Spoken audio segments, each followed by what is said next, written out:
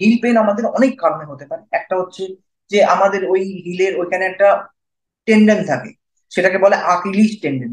আকিলিস টেন্ডনটা ওখানে টেন্ডনোপ্যাথি হতে পারে, বা একটা রেট্রো ক্যালকেনিয়াল বার্সাইটিস থেকে হতে পারে, প্লান্টার ফ্যাসাইটিস থেকে হতে পারে। এই ধরনের নামগুলো আমি বুঝতে পারছি, আমাদের পক্ষে সম্ভব না বোঝাটা। যেটা বুঝতে হবে যে আমাদের ওখানে কিছু টিস্যু যেগুলো অ্যাটাচ আছে হাড়ের সাথে। এবার সেই প্রত্যেকটা টিস্যু যখন হাড়ের সাথে অ্যাটাচ থাকে, সেই যাতে টিস্যুটা ঘষে ঘষে নষ্ট না হয়ে যায়, সেই জন্য ভগবান ওখানে কিছু জেলির মতো থকথকে কুশন দিয়েছে। সেই কুশন গুলো ইনফেকশন হলে এই ধরনের জিনিসগুলো হয়। সেই জন্য আমরা সেইভাবে এটাকে করতে পারি, এইভাবে ভাগ করতে পারি যে হিলে ব্যথা কোনটা পিছনের দিকে ব্যথা করছে, না হিলটা যখন আমরা ল্যান্ড করি পায়ে, পায়ের পাতাটা, সেই পাতাটা ল্যান্ড ব্যথা করছে। এবার অনেক সময় পায়ের পাতা অনেকে ফ্ল্যাট ফিট হয়, জেনারেলি এটা কোনো রোগ নয়, অনেকে নর্মালি ফ্ল্যাট ফিট হয়, তার জন্য ব্যথাটা হতে পারে। ব্যথাটা কোন দিকে হচ্ছে, যে গোড়ালিটা পিছন দিকে হচ্ছে, না গোড়ালিটা যেটা মাটিতে টাচ করে সেই জায়গায় হচ্ছে, না পায়ের পাতার আঙুলগুলোর পাশ পিছনে নিচের দিকে যেগুলো আছে সেইগুলোতে হচ্ছে, সেখানে নানা রকম কারণে হতে পারে। এবার হিল পেন আমরা হিলটাই কনসেন্ট্রেট করব, সেখানে অনেক কারণে হতে পারে। ফ্র্যাকচার হতে পারে, এই ক্যালকিনিয়াম যে বোনটা আছে সেই বোনটাই হয়তো ভেঙে গেল, বা যে লিগামেন্টটা অ্যাটাচ আছে টেকিন্ডো অ্যাকালিস বলে যে লিগামেন্টটা, সেই অ্যাটাচমেন্টের জায়গায় যেখানে একটা ওই থকথকে জেলির মতো যে জিনিসটা দিয়েছে যাতে ঘষা না খায় আমাদের হাড়ের সাথে, সেইটা ইনফেকশন হয়ে গেল বা ইনফ্লামেশন হয়ে গেল। বা ওখানে একটু হাড়টা একটু গ্রো করেছে, যেটা আমরা হেগল্যান্ড সিনড্রোম বলি। হাগল্যান্ড সিনড্রোমে যেটা কি হয়, হাগল্যান্ড সিনড্রোমে ওই একটা হাড় এক্সট্রা গ্রো থাকে, ওইটা এসে ওই লিগামেন্টটাকে ঘষা মারে যখন আমরা হাঁটাচলা করি। তাতে কি হয়, কিছুটা ইনফ্লামেশন হয়, প্রদাহ হয়। সেই প্রদাহের জন্য এই ব্যথাগুলো আসতে থাকে।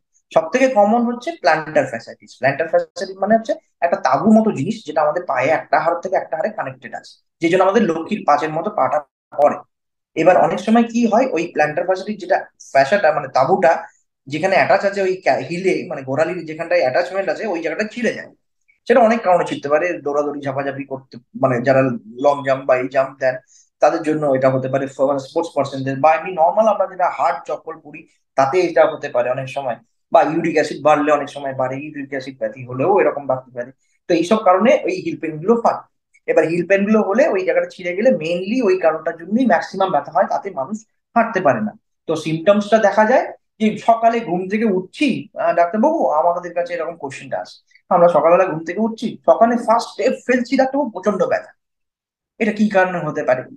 সেইটা তখন আপনাকে জানতে হবে যে হিল পেনটা তার মানে আমাদের এদিকে অনেকগুলো জিনিসের জন্য হতে পারে, তার মধ্যে একটা কারণ হচ্ছে ইউরিক অ্যাসিড বেশি। আমরা ইউরিক অ্যাসিড টেস্ট করলে বেশি থাকলে সেটাকে আমরা ওষুধ দিয়ে ম্যানেজ করি। হিল পেনের আরো কারণ সেই মুহূর্তে মানে যেগুলো কমনেস্ট গুলো নিয়ে আমি ডিসকাস করলাম, একটা হচ্ছে প্ল্যান্টার ফ্যাসাইটিস, একটা হচ্ছে রেট্রোক্যালকিনিন ভার্সাইটিস, একটা হচ্ছে হাগল্যান্ড সিনড্রোম, একটা হচ্ছে ইউরিক অ্যাসিডের জন্য ব্যথাটা যেটা, এগুলো হচ্ছে সব থেকে কমনেস্ট জন্য। হ্যাঁ, তো সেই কমনেস্ট গুলো নিয়ে আমরা ডিসকাস করি, রাদার দেন খুব রেয়ার। খুব রেয়ারে অনেক কজ কজ হয়, হিলটা ফ্র্যাকচার হয়ে গেল, বা যেখানে আমরা রাখছি সেখানে বোনটা ডিফর্মড আছে, বা ফ্ল্যাট ফিটের জন্য বোনটা ডিফর্ম হয়েছে। সেসব কারণে যেগুলো হয় সেগুলো আমরা নেগলেক্ট করি, এগুলো খুব কম হয়। মেনলি এই প্ল্যান্টার ফ্যাসাইটিস আর একটা টেন্ডো অ্যাকালিস, ওই রেট্রোক্যালকিনিয়াল বার্সাইটিস যেটা আমরা বলি, সেই দুটোর জন্যই মেনলি আমাদের হিল পেনটা। হিল পেনটা আমার আমার মতে আপনারা বাড়িতেই সারাতে পারেন। আমি কিছু রেমেডিস আপনাকে বলে দিচ্ছি, ঘরে করলেই এটা হয়ে যায়। তো সেটা করলে যদি না সারে, তখন আমরা বলি যে ডাক্তারের সঙ্গে নিন। তা নাহলে দেখুন, আমরা ওষুধ দেবো ব্যথার বড়ি, এখন ব্যথার বড়ির জন্য আমাদের কাছে ছুটে আসার দরকার নেই, আপনি ওভার দ্য কাউন্টার পেয়ে যাবেন। কিন্তু ব্যাপারটা হচ্ছে যে আমরা যে কারণে ডাকি, যে যখন ব্যথাটা অনেকটা ব্যথা আপনাকে সহ্য করতে হচ্ছে, যখন আপনি পারছেন না আর, মানে হাঁটা চলা একদম আমরা day to day activities hamper হচ্ছে, তখন আপনারা চলে আসুন।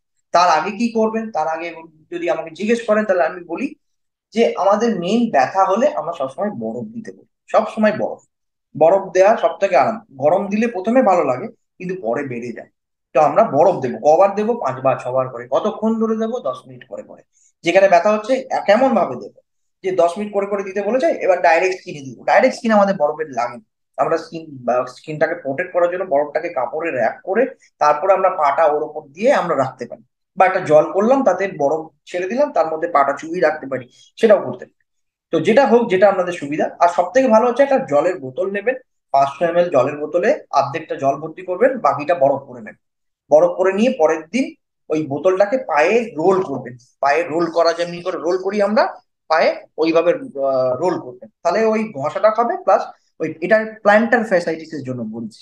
তো প্ল্যান্টার ফ্যাসাইটিস মানে ওই পায়ে ঘোরাটা, যেটা আমরা হিলটা যখন রাখি তখন যে ব্যথাটা করে। তো তখন ওই পাটাকে ঘোরাল গেলে ওটাকে আমি আইস বটল রোলিং এক্সারসাইজ বলি, তাতে অনেকটা রিলিফ। আর একটা হচ্ছে সিঁড়িতে যদি আমরা দাঁড়াই আমাদের আঙুলগুলোর উপর ভর দিয়ে, এবং সিঁড়ি দিয়ে আমরা পুরো বডিটাকে ওপর নিচ স্ট্রেচিং এক্সারসাইজ করি, এই স্ট্রেচিং এক্সারসাইজ করলেও অনেকটা কমে। তো এই জিনিসগুলো করলে বাড়িতে বসে এগুলো করে সামান্য রিলিফ হয়। তারপরে আবার দেখতে হয় ইউরিক অ্যাসিড বাড়লো কিনা, বা এইগুলোর জন্য আমাকে ডাক্তারের কাছে আসতে হয়। নাহলে যদি সব সিম্পল থাকে, খুব বেশি দিন হয়নি, অল্প ব্যথা, সেগুলো।